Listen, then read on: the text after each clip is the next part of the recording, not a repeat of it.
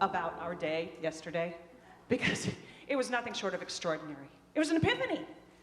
You see, the King Herod, he sent us on into Bethlehem to find and then welcome the child. So once again, we followed our star until we came to a small house. And inside that house, we found the baby Jesus in the arms of his mother, Mary. And it was like coming home, even though we'd never been there before. It was like drinking from a bottomless cup of water after coming in off the desert. It was like gazing into the very eyes of love. And for that moment, for the first time in my entire life, I could not feel fear. I didn't want it to end.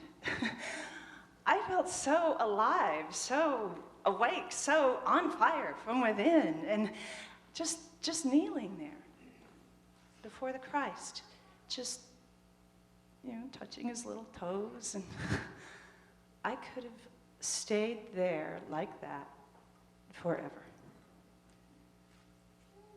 But of course, we did eventually have to leave and go back out into the world. So the thing was, last night I had a dream, and it was a terrible dream because in it a voice warned me not to go back to Herod because he wishes to destroy this child.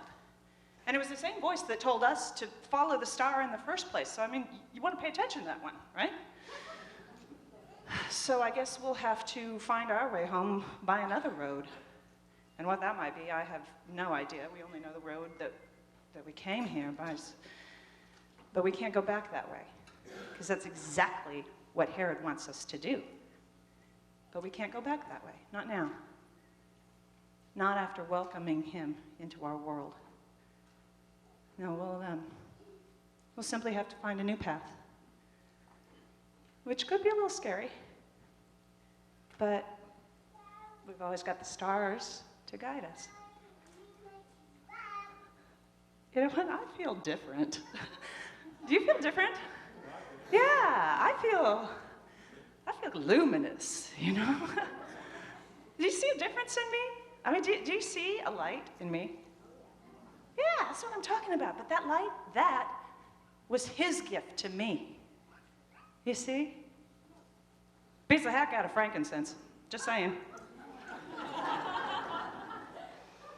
I wonder if the folks back home will see that difference in us. I wonder if they'll like it. Could be they don't like it any more than Herod. So it may be necessary for us to move into new lands to protect our light. See, that's what we advised Joseph and Mary to do, to take that baby Jesus and take him into Egypt to keep him safe from Herod, because he's just a baby now. He's vulnerable. He needs protection. He needs time to grow. He needs time to take those first wobbly steps into his destiny. And so too do we, I suppose. So now I guess we just start walking, huh? Okay. God bless you.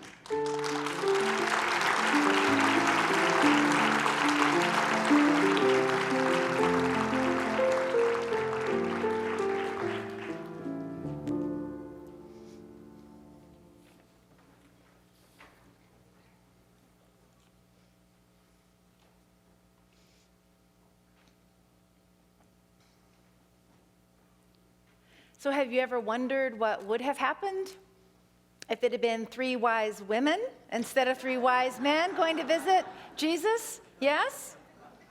Have you ever wondered? Well, it strikes me that things would have been just a little bit different. First of all, they would have asked directions. They would have arrived on time. They would have brought a casserole. They would have cleaned the stable, and they would have brought helpful gifts, and we would have peace on earth.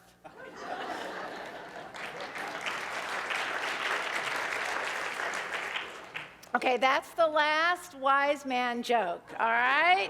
The last one of the season. I want to thank everybody who contributed my material. I want to thank those of you who laughed and those of you who groaned really loud, you know. Thanks for making the season so special.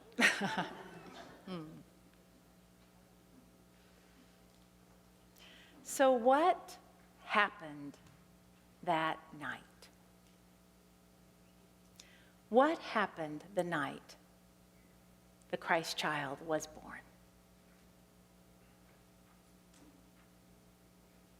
It must have been pretty amazing to have stars rise in the sky that the Magi were able to follow, to have angels and heavenly hosts sing to stir the attention of the shepherds. It must have been consciousness changing. It must have been so remarkable that no matter where you would have been on this planet of ours, you would have felt a shift. I believe it must have been that way, to have such love born into the planet. Such love. And so we've been studying the journey of the wise men, knowing that their journey is our journey, because every story in the Bible is that way. Every story in the Bible is a part of your and my journey. It's a journey in consciousness, from a sense of separation like Adam and Eve had, that sense of separation from God, all the way to the journey of the Christ, which represents love and oneness. Jesus taught love and oneness and compassion. So that whole journey in consciousness is our journey. And you can find your journey in every story in the Bible. And so that's how it is that we've been studying the three wise men. And we've talked about, as they followed the light of the star, that represents the inner wisdom that's in you and in me all the time. We don't have to have stars because it is within us, right? And then they found Herod, King Herod, who was terribly threatened to think that there might be a new king being born. He thought his power would be taken away. Our ego is always afraid when there's any threat of change, right? And finally, they get there to see the Christ child. They present these sacred and holy, wondrous gifts, precious, priceless gifts, just like you and I get to offer our gifts to the Christ. And we offer our gifts to the Christ every time we give ourselves to the world. And so now what our actor today says is that she's leaving transformed by the experience. In the book of Matthew is where we read about this. And I want to tell you that somebody once taught me an interesting way to look at the Bible.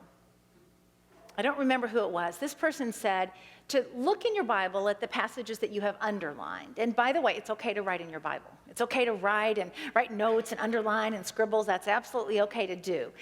But then this person said, so look at what you've underlined. And then notice the parts that you didn't underline. The parts that you thought were just throwaway lines. And see if there's meaning yet in them. So here's how this passage in Matthew ends.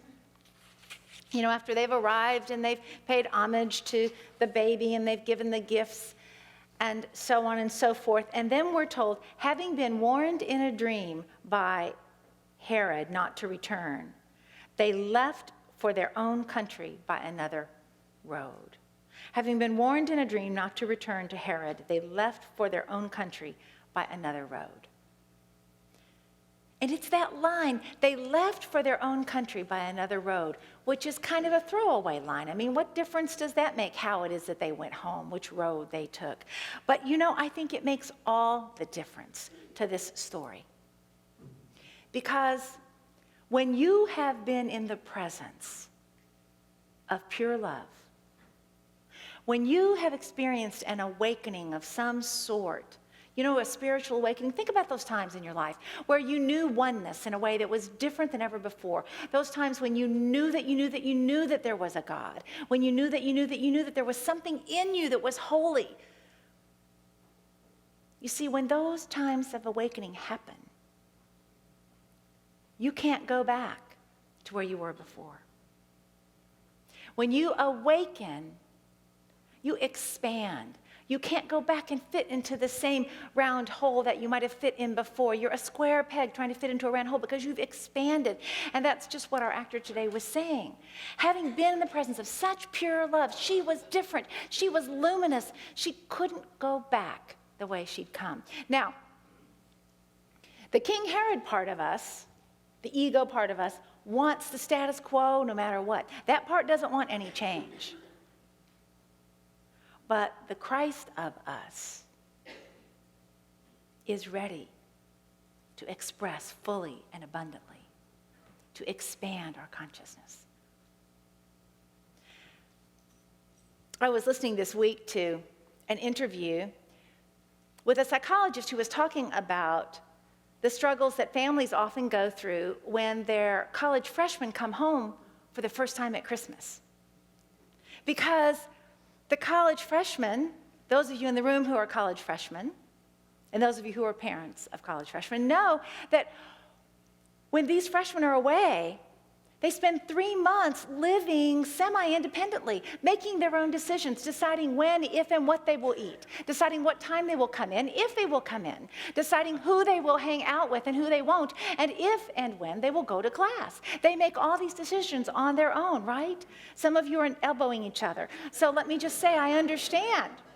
So you come back, you've been making all these decisions on your own, and then you come back, your expanded self, your more independent self, and you come back to the same home with the rules that have always been there and the family that has always been. And you've changed. And here's the thing. I got to tell you, nobody really wants the people they love to change. I mean, we might say it. I mean, it's like, okay, I'm really happy and I really want Eileen to go off to be the senior minister that she's going to go off to be now in Michigan. And yet part of me stomping my feet saying, no, I don't want you to do that.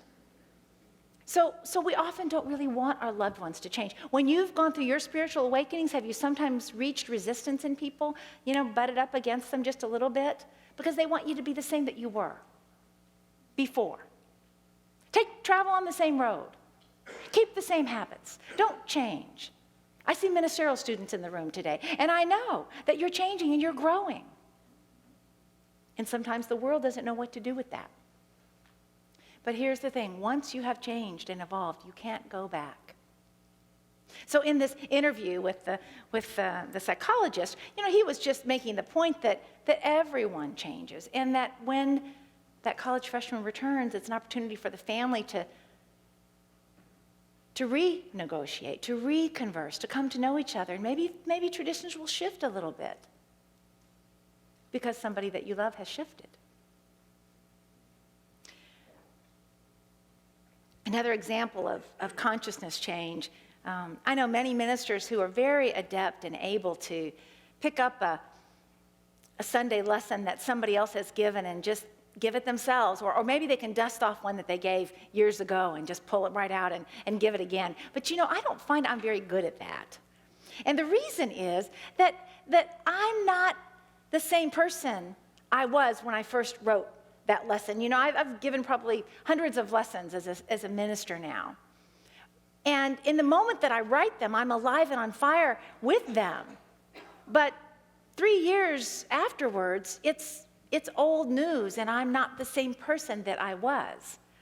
Besides which, you guys are too good of listeners for that to work very well. Although I did one time give a second lesson on the 23rd Psalm, because I love the 23rd Psalm. I think it is so rich, and the metaphysics of it I just love. So I gave a second lesson on it one time, and one of you, and you know who you are, came up to me afterwards and said, "Oh, I'm so glad you gave that lesson again." And I went, "Ooh, really?" And she said, "Yes, I bought it when you gave it the first time, and I keep that CD in my car. I've probably listened to it 40 times. And I thought, busted. So we change and we grow. And the beautiful thing about this Christmas season is that it is an opportunity for you and I, all of us, to be really intentional about remembering the Christ in us, about remembering and rediscovering and reawakening to the Christ. Obviously, it's not just a Christmas experience, and yet Christmas is a time to be very intentional about that. We've talked about all the messages of this wise man's story, how the way you help to become focused on your Christ nature is through prayer and meditation. It's through forgiveness. It's through letting the voice of love in you speak louder than the voice of fear. All of those important lessons.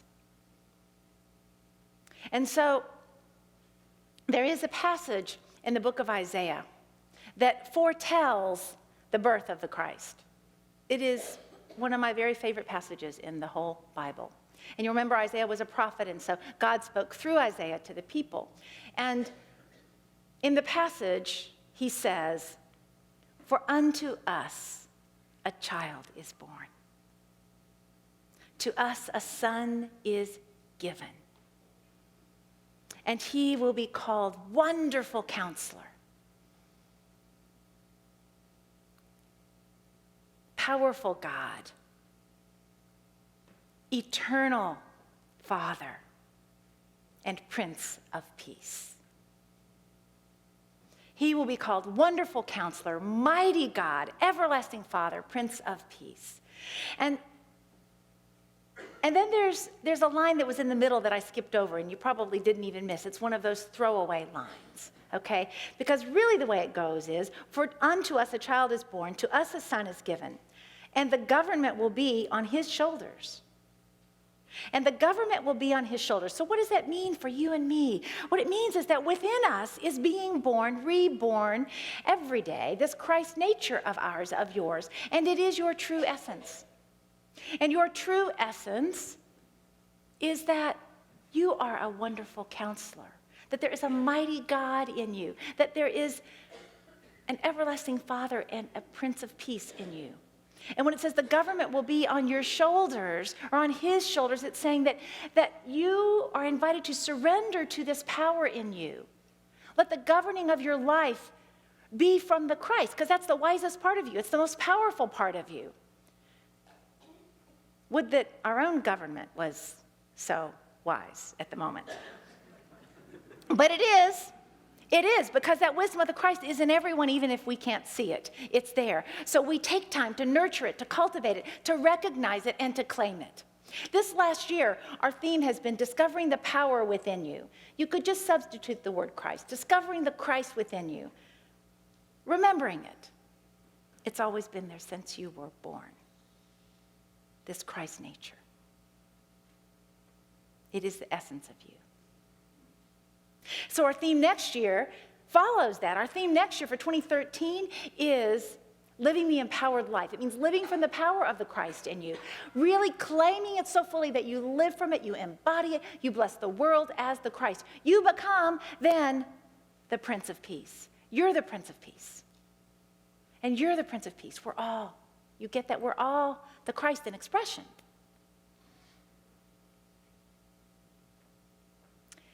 Maybe you've heard about this movement called 26 Random Acts of Kindness. If you're much of a tweeter, you've encountered that. And it's sprung up just since the shootings in Connecticut. 26 lives were taken. And the idea is to commit a random act of kindness for each one of the children and teachers who died. It was interesting, though. I was talking to Terry Swope between the services, and Terry said, "Patricia, how many people died?" He said, his mother died too, so it would be 27. And then I said, and he died as well, so it's 28. Whatever number you might choose to use, the idea behind this is that you make a commitment, you're invited to make a commitment to commit 28 random acts of kindness in the world. And people are doing things like, well, most of the world is using the number 26, but we're going to use the number 28 just to stretch ourselves. So most people they're doing things like going through, the Starbucks line and paying for coffee for the person behind them. Or maybe for 28 people behind them, right? Or some of the most precious posts are from people who are taking food, perhaps to a homeless person, and then just sitting and listening just sitting and being with the person, the gift of their presence. So what could you do? What could you do?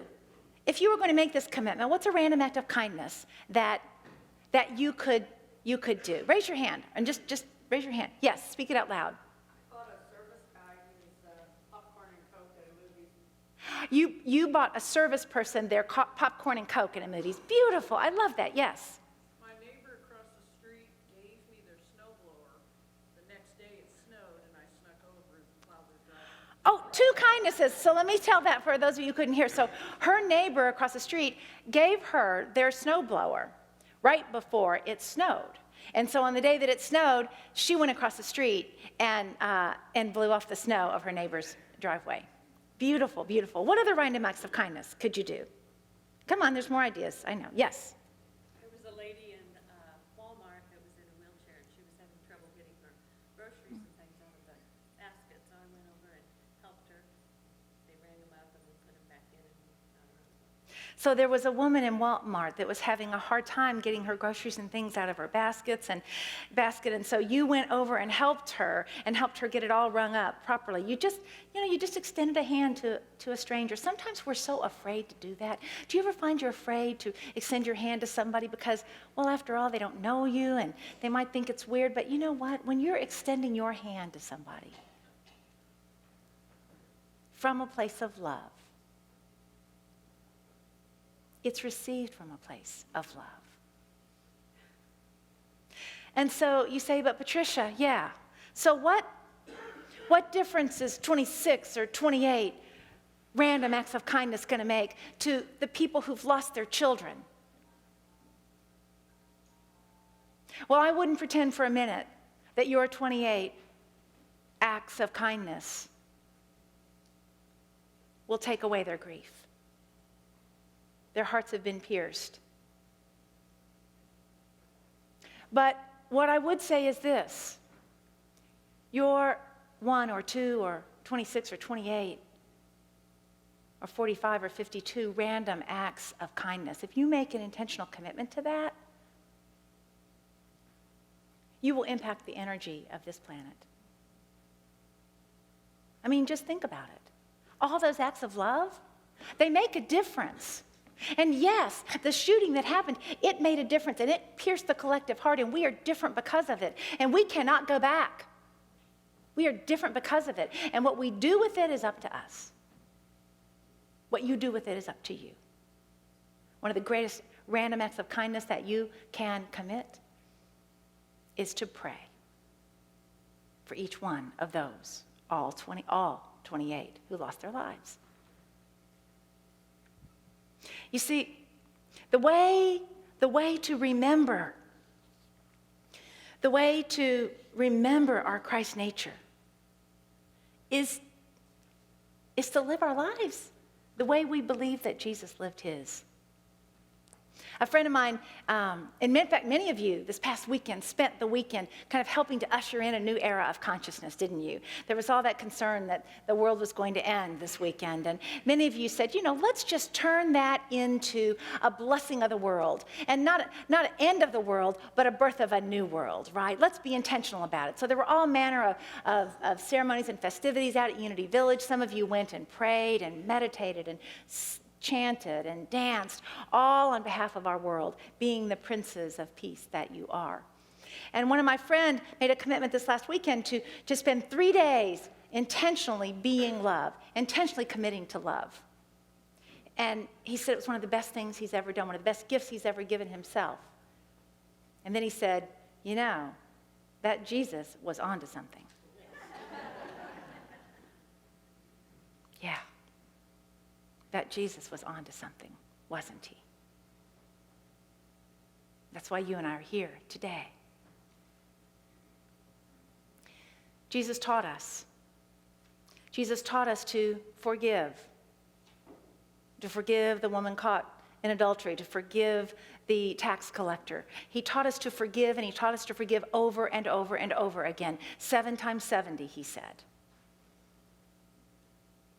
And Jesus taught us to give of ourselves He said, as you give, so you will receive, pressed down, shaken together, and running over. And he taught us to love. Every way he knew how, with every step, he taught us to love. He taught us to love. As he ascended, he said, love one another as I have loved you. That's the Christ in us. And he also said, he taught us not to hide our light, not to hide it under a bushel basket, right? But to shine our lights. He said, you are the light of the world. And so, this Christmas message is about rediscovering that the Christ has always been in you, and it always will. It's about removing the filters that you've placed in front of it and committing random act of kindness after random act of kindness, because that's being the Christ. That's what it is. It's about being the voice of love in a world so often plagued by fear. And so my prayer for you this Christmas season is that you remember, that you rediscover and reawaken to the Christ that lives in you. You become the Prince of Peace for this world. God bless you.